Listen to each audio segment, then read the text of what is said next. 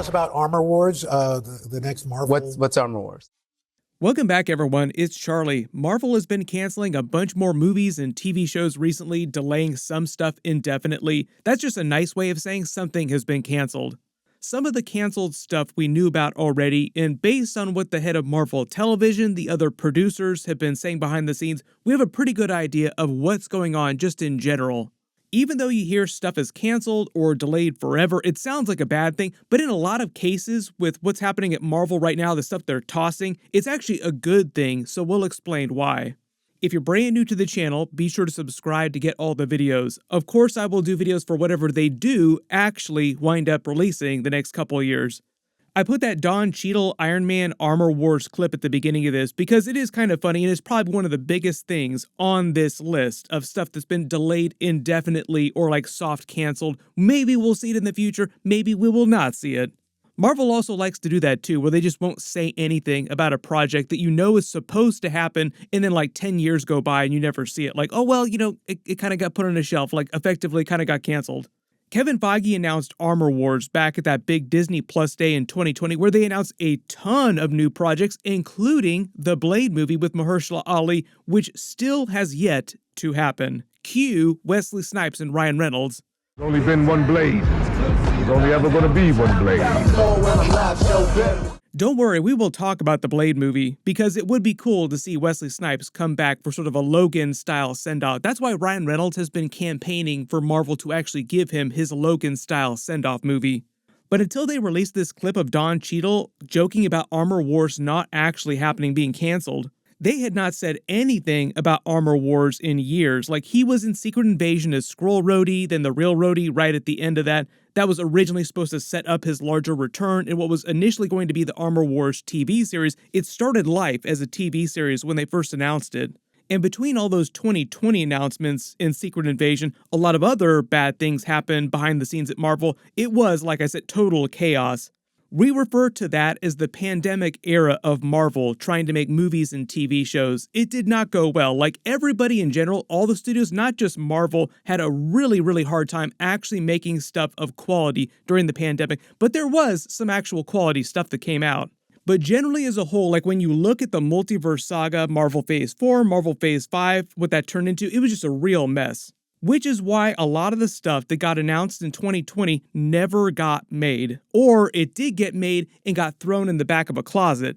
Generally, all the consistency, the quality, and their entire strategy for how they were making shows and what they were doing with the characters on Disney Plus caused a lot of fatigue in the general non-hardcore audience. Like, there's a lot of people that will just watch anything that Marvel puts out, but we're talking about the general audience here, where Marvel draws most of its money from.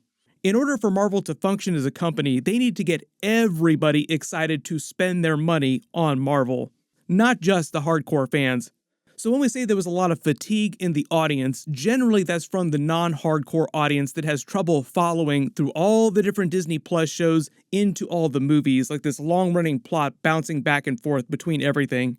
That was why Deadpool started joking about the multiverse fatigue. Let's just take the L and move on. I think it's been steadily great since Endgame. Kevin Feige and the Marvel producers in charge of developing all these TV shows, the movies, explained first Bob Iger, then Bob Chapek, after he took over as CEO, briefly issued this mandate that streaming would be like the end-all, be-all of Disney's business model. So all the big studios did this. It was a disaster for everybody involved. Everybody lost money, not just Disney. Everybody and their sister seems like they were getting a Disney Plus show. Kevin Feige said he personally blames their whole strategy of introducing brand new characters on those Disney Plus shows, trying to get audiences excited to then see them in the movies, and that just not working at all because most people were not watching the TV shows. Probably one of the biggest disasters for this particular strategy was the Marvel's movie. They tried to do the movie as this big team-up of all the characters as opposed to calling it Captain Marvel 2 and introducing Monica Rambeau and Miss Marvel during that movie, getting people to care about them. What happened is that the plot of that movie heavily relied on you already coming into it knowing who Miss Marvel was and Monica Rambeau was before you actually saw the film, and the vast majority of people had not watched the necessary Disney Plus series like Miss Marvel or WandaVision. Marvel was basically making people do all this homework to actually care about the movies. as opposed to having this really awesome movie that anybody could see without having seen any of the Marvel movies or TV shows previously. It started to get to the point where a lot of the movies weren't able to stand on their own, like you had to see all this other stuff to understand and care about the movies themselves. Also see the Skrull subplot in Secret Invasion, like you had to see Secret Invasion to understand what was happening with the Skrulls in the Marvels movie and care about them. As you can guess, it was a total mess for them just over the period of a couple of years. Doctor Strange Multiverse of Madness is another really good example of how their previous Disney Plus strategy did not work for the exact same reasons. There's a whole subplot for that Doctor Strange movie that got canceled involving Chthon, the god of chaos, the nightmare villain. Sam Raimi had to be brought in after Scott Derrickson, the original director, quit on the movie during production because of all those changes to the plot. The people who made the Doctor Strange movie, like the writers, the producers, everyone, did not watch the WandaVision episodes, which is why her character, Scarlet Witch's character, seems so different between the end of WandaVision and the beginning of Doctor Strange. And it's all because they were trying to do too much at the same time at Marvel. On top of that, their overall strategy for how the TV shows worked and how the movies worked was just fundamentally flawed to begin with. I just did a trailer video for the Ironheart series, so I'll link it down below in the description. A lot of you thought that it had been canceled because it was supposed to be released a couple years ago. They actually finished filming that series a couple years ago and were going to release it, but then wound up putting it on a shelf because of the larger changes in the quality control issues that were happening.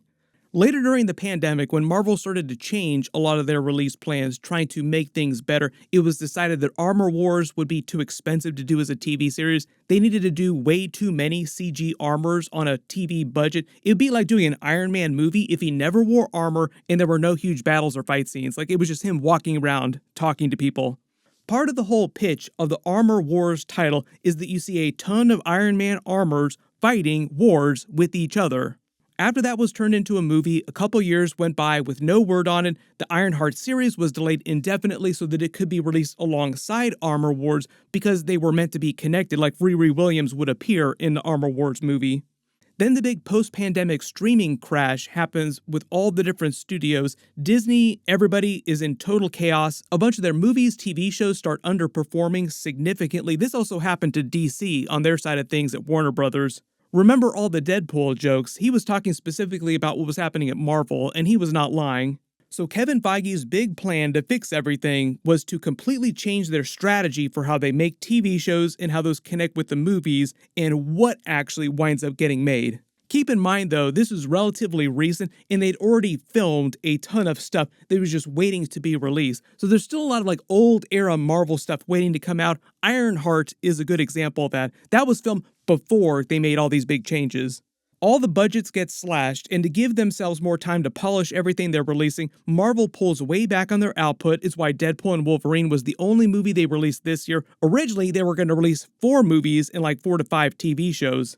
Now their plan is to slowly ramp up back to like 2 to 3 movies per year. Like, there's only 2 coming out next year. Blade was originally going to be released in November 2025. You do not need to be a genius to know that that's not going to happen. And as part of Kevin Feige's larger plan to turn Marvel around, like turn the ship around, this isn't a new plan either. Like, this isn't like a brand new idea. It's more of an emergency ripcord option, is to only make the movies and shows that are the safest of bets, like the easiest slam dunks. What are the biggest characters, the most popular characters that we can get people excited about? And in some cases, release the stuff that has already been filmed after spending extra time polishing it, as opposed to backgirling a lot of the older stuff that's been put on a shelf for a couple years, like the Ironheart series. If we were talking about DC and Warner Brothers, like, they would just put Ironheart on a shelf and take the tax write-off and never let anybody see any of those episodes. But their real, not-so-secret plan, like anybody could figure this out, was to bring Robert Downey Jr. back as Doctor Doom and the Russo brothers for both the next Avengers movies, Doomsday and Secret Wars, and that's them trying to do the safest possible bet. The larger reason for that, and why they're willing to spend so much extra money on them, is all because they have this grand plan to give themselves a mulligan. Like, Marvel is giving themselves a mulligan for the multiverse saga, a big do-over. It's sort of like them saying, what if the chaos of the last few years after Avengers Endgame never happened? What if we never made any of those big mistakes? So what they're doing is bringing Robert Downey Jr. back and the Russos to basically do what they did a poor job of doing when Avengers Endgame came out, helping them transition from one era of Marvel to like a totally new, totally different era that looks completely different. This is actually a big credit to the people that actually made that movie. They actually did too good of a job with Avengers Endgame, making that feel like an actual end to Marvel, like Marvel, the end, Marvel Endgame. What they really needed to do was actually use part of that movie to get people excited to see what was next, and they didn't really do that.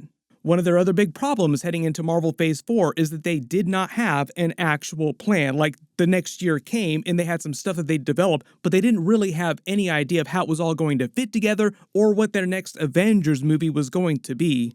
Not in the way that they had everything planned so well when Marvel Phase 1 started. When they made that first Iron Man movie, they knew they were trying to build to the Avengers films, and they knew that Thanos was going to be their overarching villain, and they were going to basically lead into the Infinity Saga. There were many, many minor changes along the way. Like, their original plans involved Mephisto. Like, if you see some of the deleted scenes that didn't make it to Blu-ray, they actually deleted the scenes from the theatrical release to the Blu-ray release, so you actually won't see them on your DVDs now. But essentially, they still had that plan in place for who their big villain was going to be over the next 10 years or so of Marvel, and it worked great. What wound up happening, Marvel Phase 4, Marvel Phase 5, it became a shotgun method of just shooting different ideas at the wall and seeing what stuck, what things people cared about or liked, and then just doubling down on that. That's how they eventually made Kang the overarching villain, and were planning on using him for Avengers 5 and Avengers 6. They didn't actually decide on Kang or even casting Jonathan Majors as Kang till later in the game when the Loki series was happening. Then they fired him after he had all of his legal problems, and you basically have like the really big Avengers movie that's going to rely so heavily on that main character you're supposed to have been setting up for the past several years, Thanos style, and you suddenly lost him. So not only is Marvel pulling way back on the number of movies and shows that they're making and releasing, they also have to find a really quick replacement Avengers villain that can help them land this plane that is basically crashing to the ground. Like, the multiverse plane is crashing to the ground. Who's going to land this for us? Enter Robert Downey Jr. He's meant to be that person. The Russos also. How do we introduce a brand new main villain that casual audiences that don't know a ton about Marvel will care about instantly when we only have one movie to tease him before he becomes the main villain in Avengers 5 Doomsday? It kind of be like introducing Thanos right before Avengers Infinity War came out. Like, imagine you never saw Thanos or ever heard about him.